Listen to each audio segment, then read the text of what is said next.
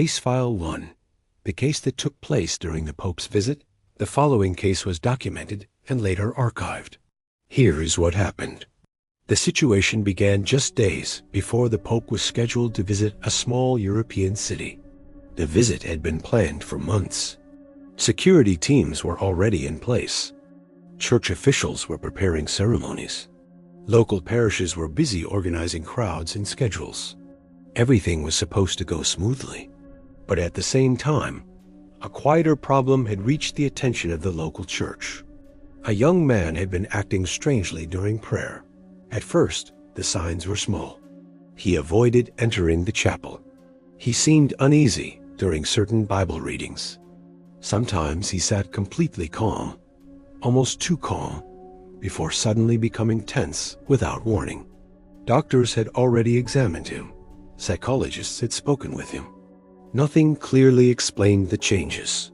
So the church began a careful spiritual evaluation, expecting to move slowly and quietly. But the Pope's visit complicated everything. With thousands of visitors arriving and major ceremonies planned, church leaders did not want any unresolved situation nearby. The young man was asked to stay at a parish residence away from public areas. For 2 days, nothing unusual happened. Then, the night before the Pope arrived, something changed. During evening prayer, the young man reacted immediately when a familiar prayer was spoken. The reaction wasn't wild. It was controlled, focused. The priest stopped the prayer and contacted church officials right away. After a short discussion, they decided to hold a private session that same night, not a public ritual. Just a controlled evaluation with only essential clergy present. The session took place in a small private chapel. The priest spoke calmly. Assistants stood nearby and recorded everything. At first, the young man said nothing. Then suddenly, he looked toward the chapel door and spoke quietly. He shouldn't come here tomorrow. The room went silent. No one had mentioned the Pope during the session. The priest gently asked what he meant.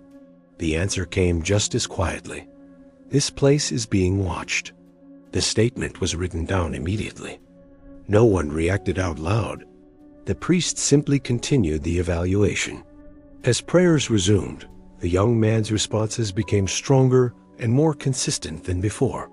The priest later wrote that the reaction seemed connected to the timing of the upcoming visit. After consulting briefly, the clergy decided not to delay any longer. They completed the intervention that night. The ritual continued in private. Prayers were spoken. Scripture was read. Assistants recorded each response carefully. Near the end, the young man's body relaxed. He collapsed from exhaustion, something that often happens after intense spiritual strain. Medical checks showed he was stable. When he woke later, his behavior was calm, normal. No unusual reactions during prayer. The next day, the Pope's visit happened exactly as planned. The ceremonies went smoothly. Crowds gathered. Nothing unusual occurred. Only a small group of clergy knew what had happened the night before. In his final report, the priest wrote, "Timing matters. Sometimes urgency comes from events outside the case itself." The file was sent to Vatican archives and sealed. The final note read, "Authority does not change with circumstance, but response time sometimes must." The exorcism that stopped a suicide. The following case was documented and later archived. Here is what happened. The church first became aware of the situation after a family asked for help for their adult son. Over the previous months, his behavior had slowly changed. At first, it looked like stress. He stopped attending church. He avoided friends. He spent long hours alone in his room. And the changes became more serious. He spoke about feeling watched. He said his thoughts no longer felt like his own. At times, he seemed calm, but it was the kind of calm that worried his family more than anger would have. Doctors had already evaluated him. He had spoken with counselors. But nothing seemed to stop the growing sense that something was wrong. When the family contacted their parish priest, the priest agreed to visit and speak with him privately. During the first meeting, the man was quiet but cooperative. He answered questions slowly. Nothing dramatic happened. But when the priest began a short prayer, the man suddenly became tense, not violently, just deeply uncomfortable. The priest ended the visit by recommending further observation. Over the next week, the man's condition worsened. He spoke less, he slept poorly, and he began talking about feeling pulled toward ending everything. That statement worried the family enough to contact the priest again immediately. The priest arranged for the man to stay at a parish residence where he could be monitored safely. That evening, during a simple prayer with 2 clergy present, something unexpected happened. When the priest spoke a familiar line of scripture, the man suddenly stood up and walked toward the window. His movements were slow and deliberate, not frantic, focused. One of the assistants stepped forward quietly and guided him back. The man didn't resist, but he said something softly. It would be easier if it stopped here. The priest later wrote that the tone wasn't emotional. It sounded like a conclusion, not a cry for help. That was the moment the clergy decided a more formal spiritual intervention was necessary. They prepared a controlled session that same night. The setting was simple. A small chapel, minimal observers, calm voices. The priest began with steady prayer. At first, the man sat still. Then, midway through the prayer, his breathing changed. He spoke in a low voice. "He doesn't need tomorrow." The priest continued without reacting. He repeated the prayer slowly. The assistants stayed close, ready to help if needed. As the session continued, the tension in the room seemed to build, not loudly, but noticeably. The priest later wrote that the man appeared caught between 2 states, at times calm, at times deeply unsettled. Near the end of the prayer, the priest spoke a final command clearly and calmly. The man's posture suddenly softened. His shoulders dropped. He sat back down and covered his face with his hands. For several minutes, no one spoke. Then the man began to cry quietly, not in panic, in relief. He later told the priest that the overwhelming thoughts that had pushed him toward harming himself had suddenly felt distant, like noise fading away. Medical professionals continued monitoring him in the days that followed. His condition stabilized. He resumed counseling. He returned to normal daily routines. No further incidents occurred. In his report, the priest wrote, "Sometimes the danger in a case is not what is seen outwardly, but what quietly pushes a person toward a final decision." The file was sent to church archives and sealed. The final note read, "Intervention may protect the body, but it may also protect the moment when choice feels lost." Case File 3, the possessed man who identified buried bones. The following case was documented and later archived. Here is what happened. The church first heard about the man after local clergy were asked to visit a small rural parish. For weeks, the man's behavior had been unusual. At first, it seemed like stress or exhaustion. He avoided gatherings. He stopped attending services. He spoke very little, except to say he felt uneasy whenever he passed a certain empty field near his home.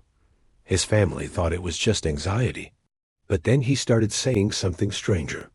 Repeatedly, doctors evaluated him and found no clear medical cause. Counselors spoke with him, but he couldn't explain why the place disturbed him so strongly. But when the priest mentioned prayer, the man became tense. He didn't refuse. He just looked toward the window and whispered, "It's still there." The priest asked what he meant. The man answered quietly, "The bones." That was the first time he used the word. At first, the priest assumed it was symbolic language, perhaps connected to fear or memory. Still, he agreed to continue observing the situation. Over the next several days, the man's reactions became stronger whenever the field was mentioned. He described the location clearly. Near a broken fence, close to an old tree. The man spoke as if he wasn't guessing. He sounded like he knew. After consulting with diocesan officials, the priest arranged a controlled evaluation at the parish. The session took place in a quiet room with only essential clergy present. The priest began with simple prayer. At first, the man sat silently. Then, during the prayer, he suddenly spoke again. Left of the tree, 2 steps from the fence.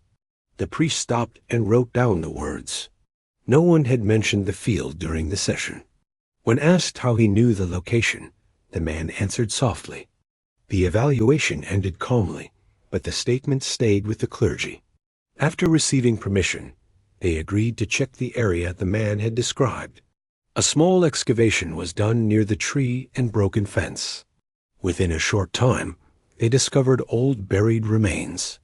The bones appeared to be historical, likely from many decades earlier, possibly connected to an unmarked burial. The discovery shocked both the authorities and the parish. The man had never worked on that land. Afterward, the priest continued spiritual care and monitoring. The man's condition gradually stabilized. In his report, the priest wrote, "Information without clear source must be recorded carefully. Explanation may come later, or not at all." The file was sent to church archives and sealed. The final note read, "Discovery answers one question, but it does not always explain how the question was known." Case File 4. The patient who cried when holy water was near. The following case was documented and later archived. Here is what happened. The church first became aware of the situation after hospital staff contacted a local priest about one of their patients. The patient had been admitted for observation after several weeks of unusual emotional episodes. At first, doctors believed it was severe anxiety. The patient would seem calm one moment and deeply unsettled the next. Nothing physical appeared wrong. Medical tests showed no clear problem. Still, something about the pattern worried the staff. The patient reacted strongly during certain conversations about faith. Not angrily, emotionally. When a nurse mentioned prayer one evening, the patient suddenly became quiet and withdrawn. The nurse later said it wasn't fear she saw. It looked more like sadness. Because of the repeated reactions, the hospital asked a priest to visit and speak with the patient privately. During the first meeting, the patient was calm and cooperative. They answered questions clearly. Nothing unusual happened while they talked.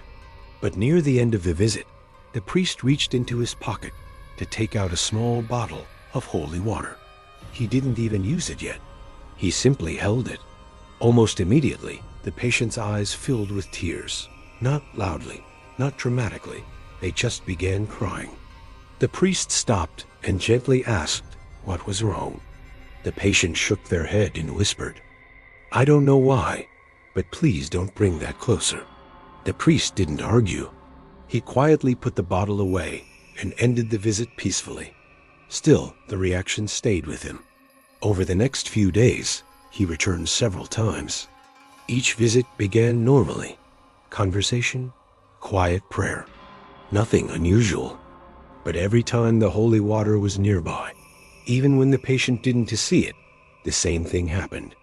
Their mood shifted, their breathing slowed, and tears would begin to form. Sometimes silently, sometimes with soft sobbing. The priest later wrote that what disturbed him most wasn't the crying itself. It was the consistency. The reaction happened every time. Even when the patient had no reason to know, the holy water was present.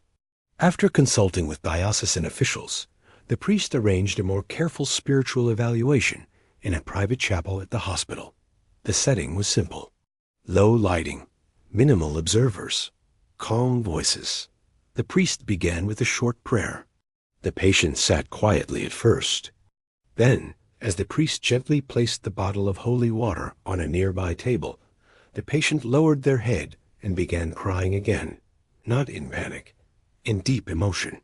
The priest asked softly, "What are you feeling right now?" The patient answered through tears, "It feels like something inside me doesn't want it here." The priest continued praying calmly. No raised voices. No sudden movements. After several minutes, the patient's crying slowed. Their breathing steadied. Eventually, they looked up and said they felt lighter, as if the tension had faded. Medical staff continued monitoring the patient afterward. Over the following days, the emotional reactions stopped. The patient returned to normal conversation, normal sleep, and stable mood. No further incidents occurred. In his final report, the priest wrote, "Sometimes the strongest sign in a case is not anger or resistance, but quiet emotional response." The file was sent to church archives and sealed. The final note read, "Reaction may reveal what words do not." Case File 5, a Vatican case that changed exorcism law. The following case was documented and later archived. Here is what happened. The case began in a small European city where local clergy had been quietly monitoring a young woman for several weeks. At first, nothing seemed urgent. She attended church regularly. She spoke calmly with her priest. Her family described her as gentle and thoughtful. But during prayer services, something unusual would happen. Whenever certain prayers were spoken, she would suddenly become distant. Not angry, not loud, just completely still, as if listening to something no one else could hear. Doctors evaluated her first. Medical tests showed nothing abnormal. Psychological assessments suggested stress, but nothing that explained the strange pattern during prayer.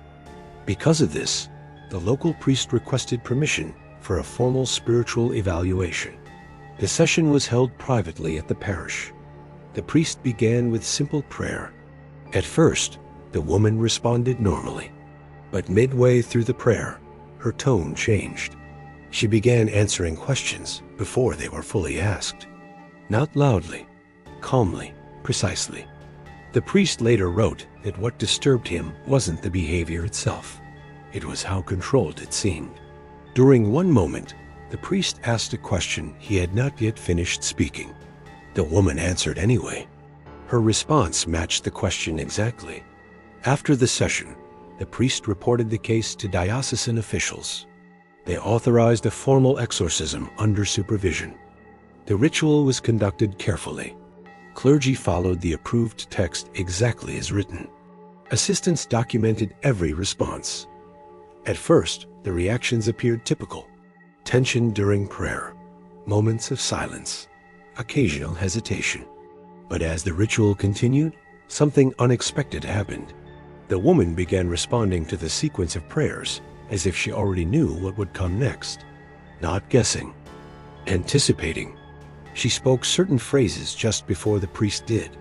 The priest paused, unsure whether to continue. He later wrote that it felt as if the ritual had become predictable, almost rehearsed. After consultation with the supervising cleric, they decided to stop and review the process before continuing. This decision was unusual. Rituals were normally completed once begun. But the clergy felt the situation required caution. The case was reported directly to higher church authorities, and eventually, the documentation reached Vatican officials for review. Over the following months, theologians and senior clergy examined the full report. They noticed something important. The approved ritual text had remained unchanged for many years. In most cases, consistency helped maintain clarity. But in rare situations like this one, predictable wording could allow responses to follow a pattern. The review led to a careful update in church guidance, not to change the meaning, but to prevent rigid repetition that might reduce effectiveness in certain cases. The woman's condition eventually stabilized after a later intervention using the revised approach. She returned to normal life and showed no further unusual reactions. In his final report, the priest wrote, "Tradition provides structure, but structure must remain adaptable when needed." The file was archived in Vatican records. The final note read, "Law protects the ritual. Experience refines it. Before you go, some people prefer to leave stories like this behind. Others like to look a little deeper. If you're interested in Catholic books, faith-related materials, or historical religious texts connected to cases like this, I've curated a small collection in my Amazon storefront. There's no pressure to buy anything. But if you'd like to explore further, the link is in the description. And if you enjoy documented cases like this, subscribe, because there are always more files waiting to be opened.